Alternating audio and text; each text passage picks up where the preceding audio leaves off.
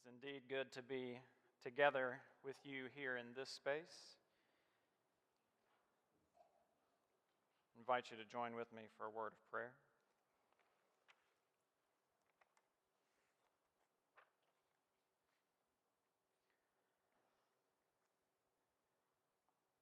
And now may the words of my mouth and the meditations of each heart be found acceptable in your sight, God, our rock and our Redeemer. Amen.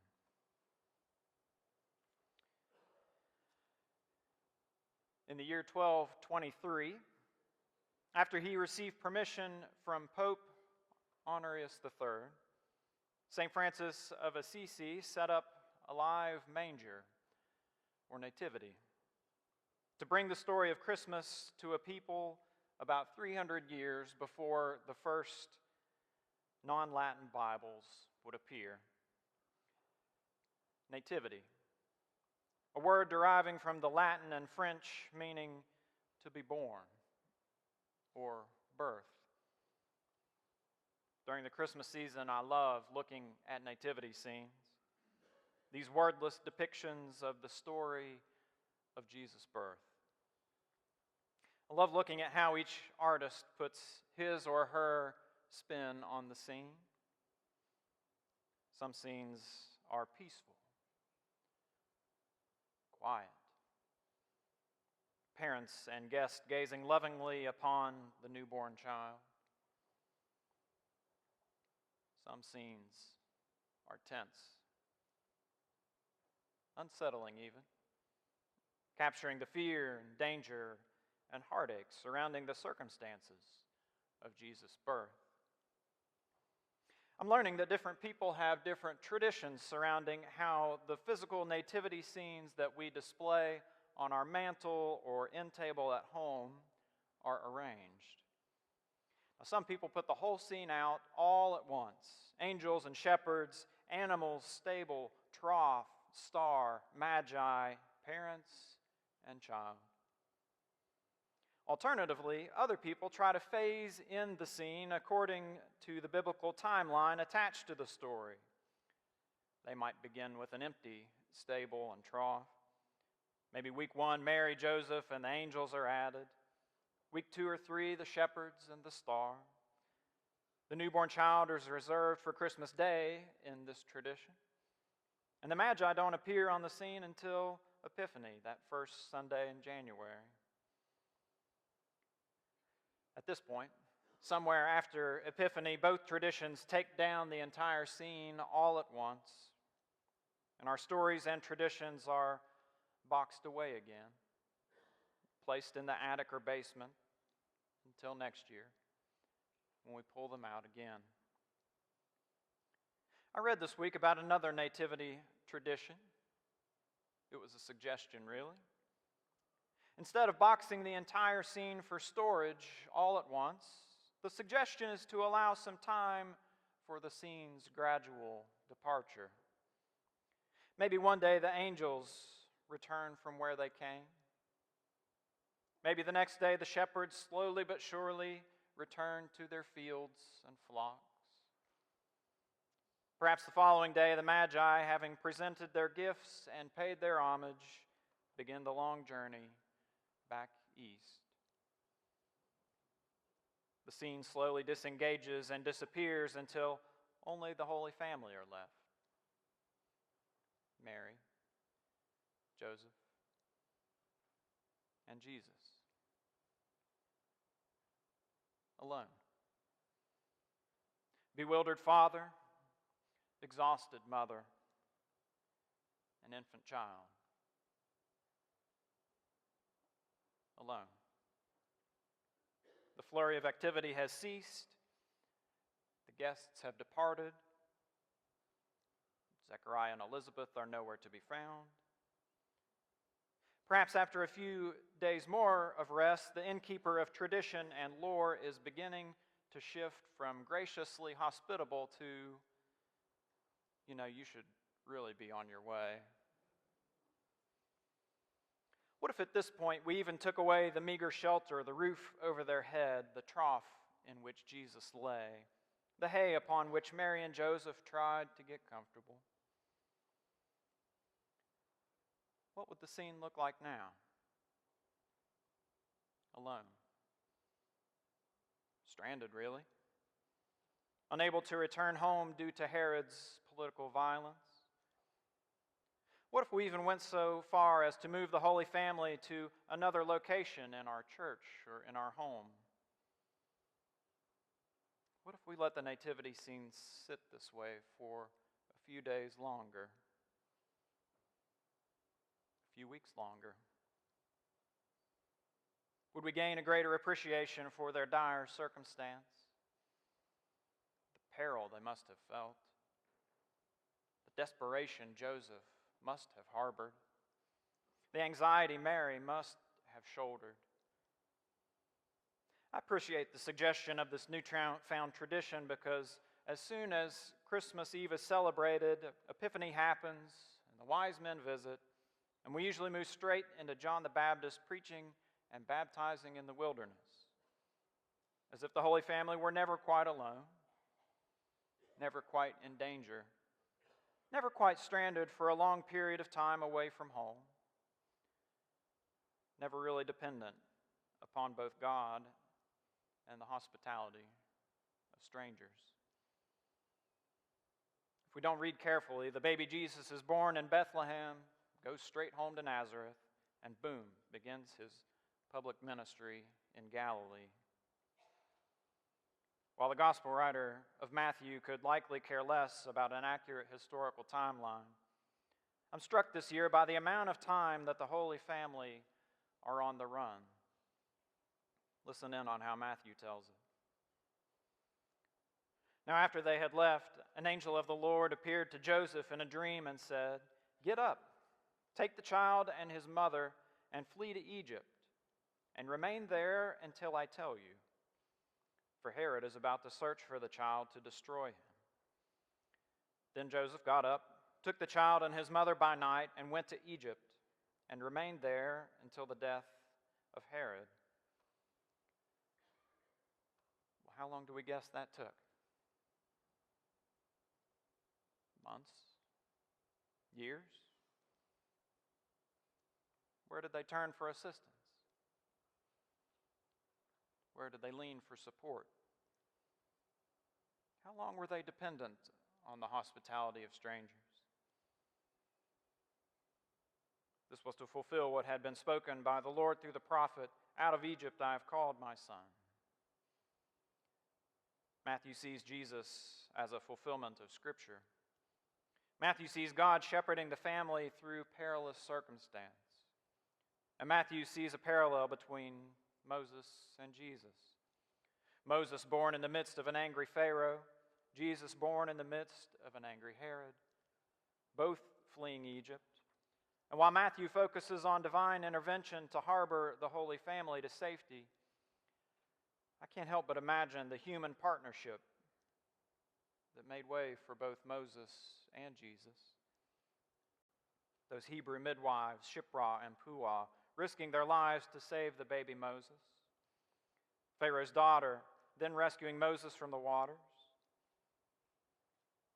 Pharaoh's daughter, a stranger, family of the enemy, an outsider, protecting the future liberator of a people.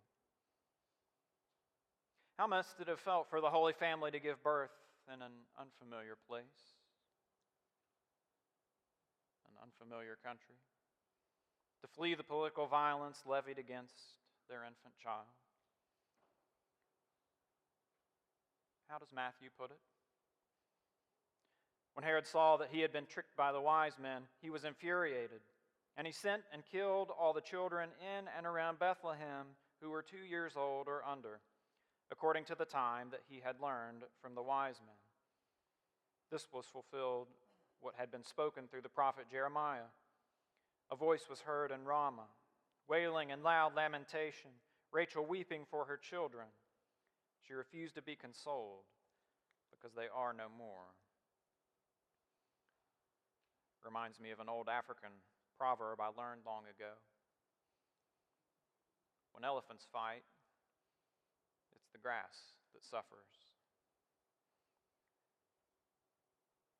I can't seem to shake the thought. How many strangers must have provided for the Holy Family in these fragile, critical early months and years? How did the Holy Family focus on hope in the midst of such terror? How did they make the conscious choice to move forward in faith day after day, month after month, year after year, relying upon their trust in God and their reliance upon strangers? Because Matthew continues even still. When Herod died, an angel of the Lord suddenly appeared in a dream to Joseph in Egypt and said, "Get up, take the child and his mother, and go on to the land of Israel, for those who are seeking the child's life are dead."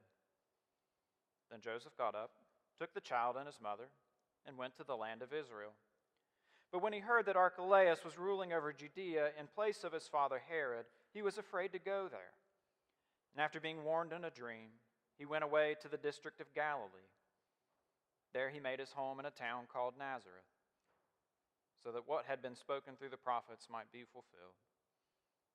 He will be called a Nazarene. From the gospel writer of Matthew's perspective, God is in complete control and navigation of the situation. So it allows me to wonder why God would carve such a path through strangers. Why doesn't the text read, "And the Holy Family found relatives to hole up with for a year or two"? Or the Holy Family received a recommendation from their rabbi about a Jewish community in Egypt that could give them support? Maybe God was on to something. Or maybe Matthew recognized something in the value of complete strangers. And it's a challenge to our modern sensibilities. Can we trust a stranger? Or should we be skeptical? Can we rely upon a stranger? Or do they have ulterior motives? Can we be safe around a stranger? Or do we universally apply the age-old words, stranger, especially when we heap on layers of otherness? Look how other the Holy Family must have been.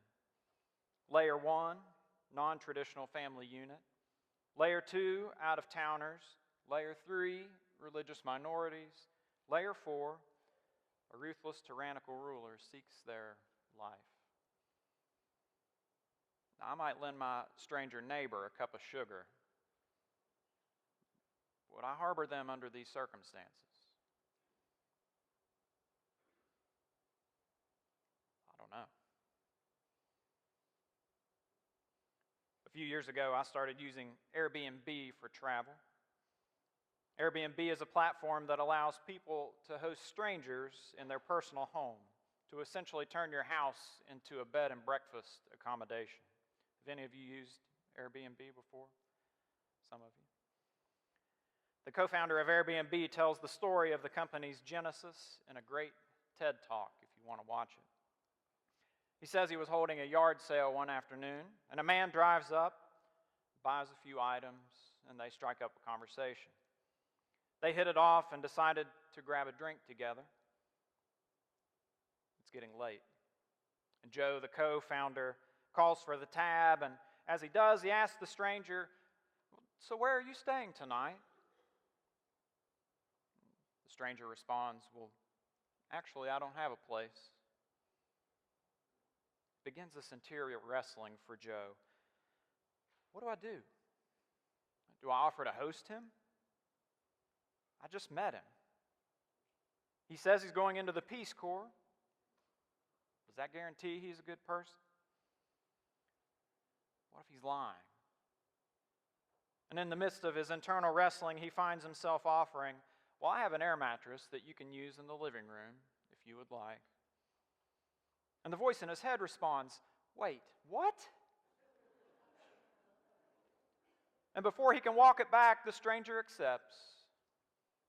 And that night, Joe's lying in bed and has a panic moment where he realizes, what have I done? I have a complete stranger sleeping in my living room.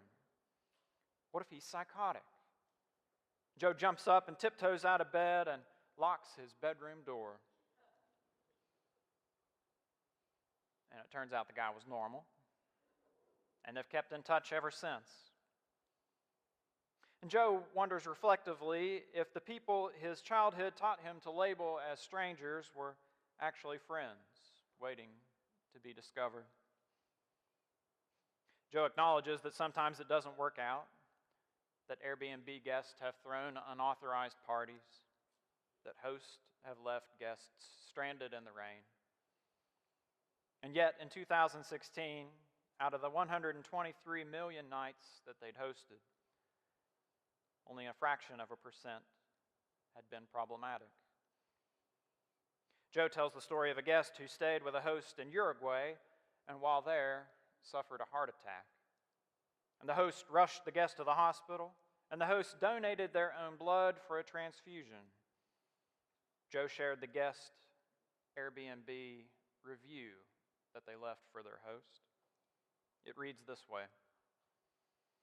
excellent house for sedentary guest, prone to myocardial infarctions. The area is beautiful and has direct access to the best hospitals. Javier and Alejandra will instantly become guardian angels and will save your life without even knowing you. They will rush you to the hospital in their own car while you're dying and stay in the waiting room while the doctors give you a bypass. They don't want you to feel lonely. They bring you books to read, and they let you stay in their house extra nights without charging you. Highly recommended. Joe envisions a future of community and connection instead of isolation and separation. You may have seen the story last month when in 2016 Wanda Dench was trying to text message her grandson to invite him to Thanksgiving dinner and accidentally text messaged a total stranger, Jamal Hinton, instead. And when Jamal replied confused, asking who this was, Wanda simply replied, "It's your grandmother." And after pictures back and forth eventually confirmed that Wanda was certainly not Jamal's grandmother, he asked if he could still get a plate of Thanksgiving dinner. And so Wanda welcomed the stranger into her home. And they've had Thanksgiving dinner together ever since, now for 4 years running. On the brink of a new year, how will we encounter the stranger in 2020? How will your faith shape your hospitality to the other? Or how might we be on the receiving end of hospitality from strangers? How will your faith shape those interactions? Merry Christmas. Happy New Year. Thanks be to God this day.